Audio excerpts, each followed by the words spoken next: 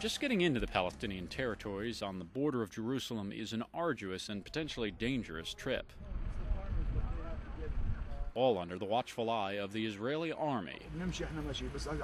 Our Arab fixer, a pro, gets us in safely. In Bethlehem, we see the constant give and take needed in the West Bank. Everyone is on edge all the time.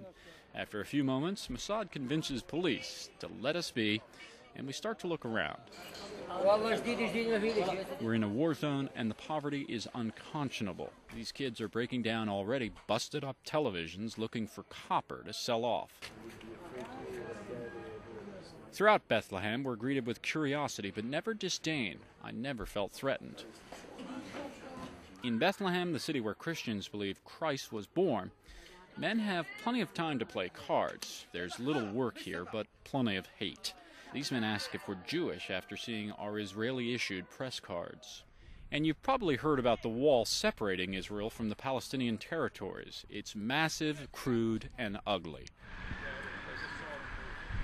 This gives you a sense of just how close the two sides are. On one side, a Palestinian refugee camp, the oldest, a place our fixer says many suicide bombers who've blown themselves up in Israel come from.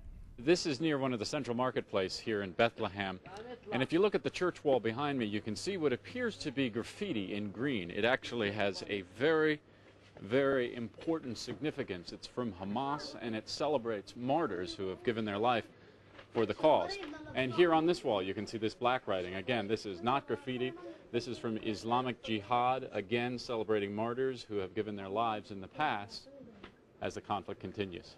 Throughout Bethlehem and the West Bank, posters and graffiti chronicle the changing political leadership in the Palestinian territories. Gone is Arafat and his corrupt Fatah party, replaced by Hamas, admitted terrorists who don't recognize Israel. Our people here have the right to defend themselves and to resist any act of aggression, especially we are people living under occupation. This young man, part of a sprawling Palestinian family we met in Bethlehem, explained the allure of the suicide bombers and potentially how Hamas got elected. They've become symbols. We look up to them because they refused to be stepped on or to be oppressed. But his own mother had this to say about the fighting. We have had enough. We hope that they will do something to bring about peace.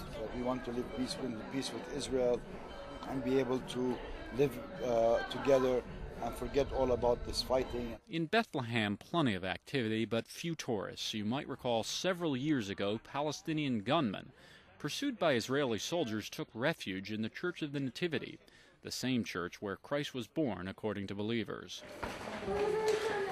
Now kids play soccer in streets once crowded with visitors. And one of the strangest and saddest sights we found here, this immaculately preserved Hotel Intercontinental, empty and serving primarily diplomats, trying in vain to end the fighting.